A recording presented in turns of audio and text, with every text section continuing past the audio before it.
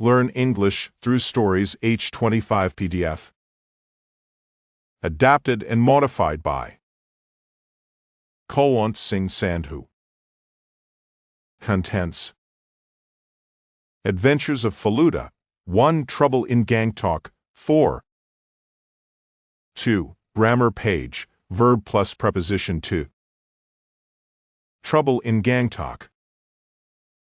By Satyajit. 4. I woke at 6:30 a.m. the next morning to find that the rain had stopped and there was not a single cloud in the sky. The sun shone brightly on the world, and behind the range of mountains, now easily visible from our room, stood Kanchenjunga. The view from here was different from that in Darjeeling, but it was still unmistakably the same Kanchenjunga, standing apart from all the other mountains, proud, majestic, and beautiful. Faluda had risen before me and already had a bath. "Be quick, Toch, we have lots to do," he said. It took me less than half an hour to get ready. By the time we went down for breakfast, it was only a little after 7 a.m. To our surprise, we found Mr. Sarkar already seated in the dining hall. "Good morning.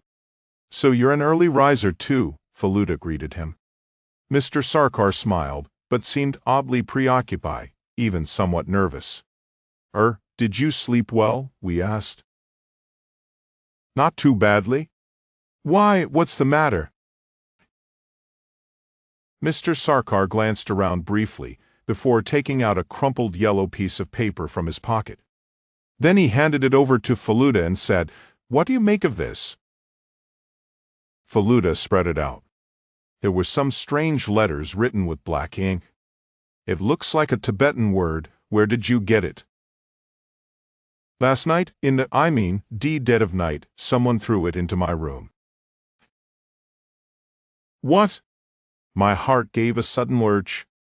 Mr. Sarkar's room was next to ours. The same stretch of the veranda that ran in front of our room went past his. If the man I saw last night was real, and not something out of a dream, why, he might have. But I chose not to say anything. "I wish I knew what it said," added Mr. Sarkar. "That shouldn't be a problem, surely. Dozens of people here can read Tibetan. You could go to the Tibetan Institute, if no one else will help you. But why are you assuming this is some sort of a threat? It could simply mean, 'May you live long,' or 'God be with you,' or something like that.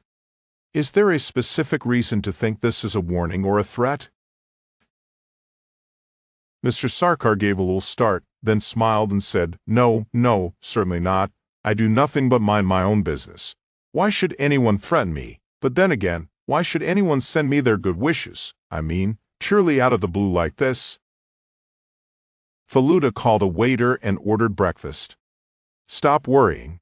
We're right next to you, aren't we? We'll both look after you now. Have a good breakfast, relax, and think of the Lama dance this afternoon." Our jeep arrived on time. Just as we were about to get into it, I saw another jeep coming from the direction of the Dak bungalow. As it came closer, I could read its number plate. SKM 463, it said.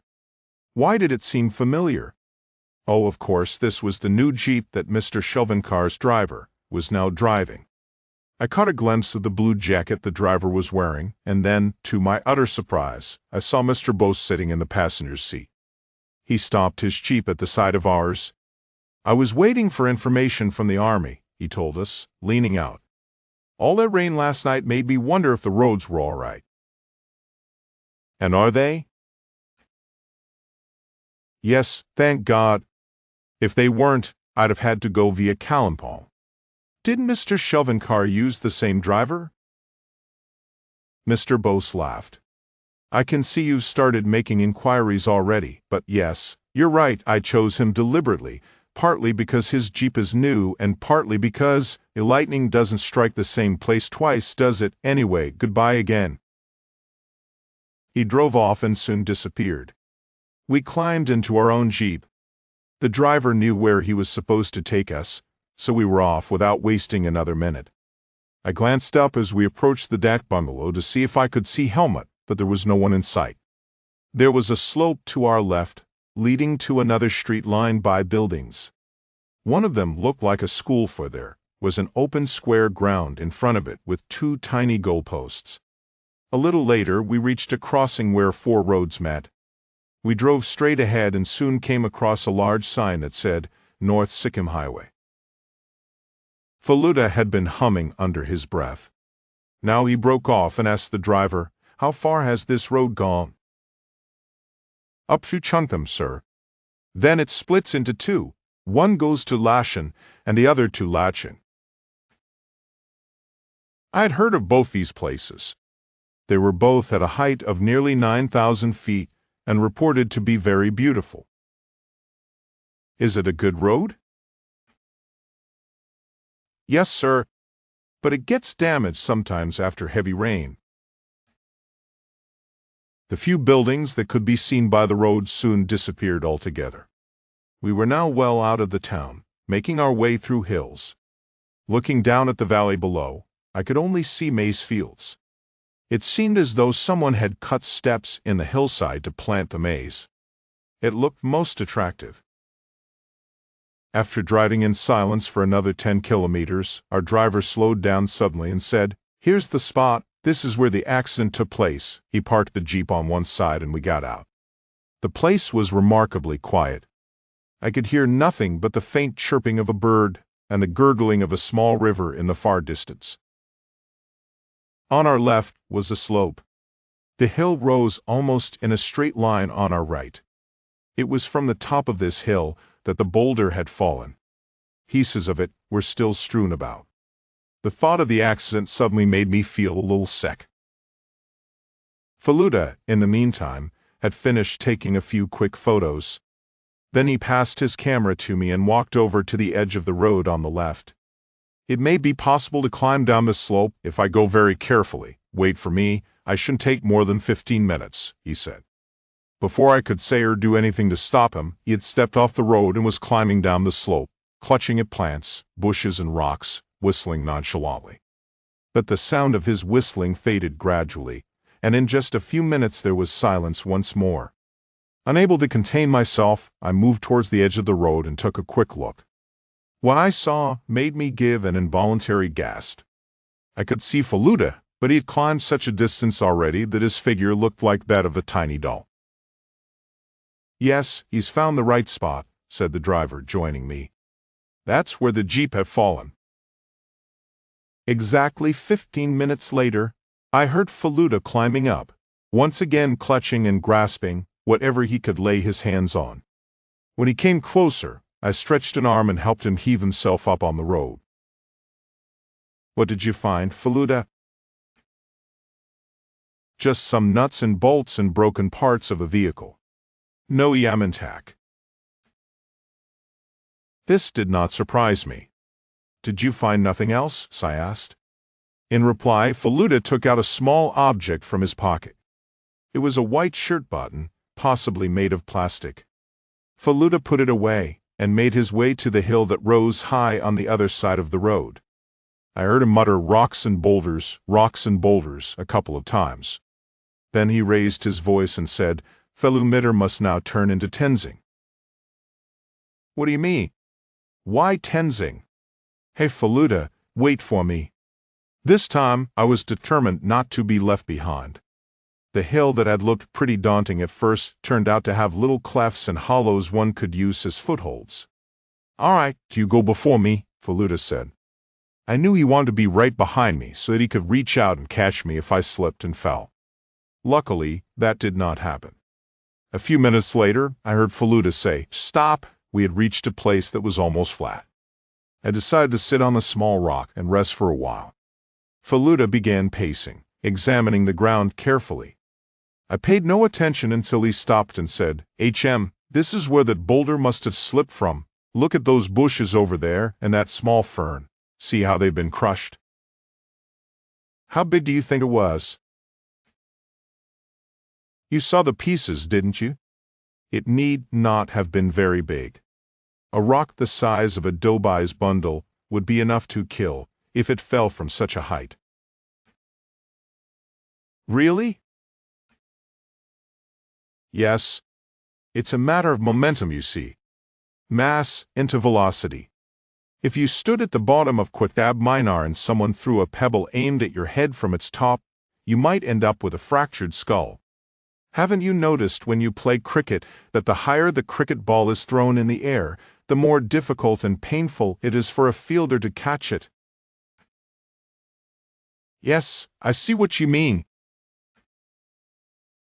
Feluda turned and started to stare at a certain spot that looked more barren than its surroundings. There were grassy patches everywhere else. Topsh, do you want to find out how that stone slipped out? Come and have a look. Feluda pointed at something in that barren portion of the hill. I got up and peered. There was a small hole. What could it mean? As far as I can see, Feluda said slowly, yes, I am almost 100% sure about this. Someone forced the rock out of the ground, using either a strong iron rod or something like that, otherwise there wouldn't be an empty space here, which means... I knew what his next words were going to be, but I held my breath and let him finish.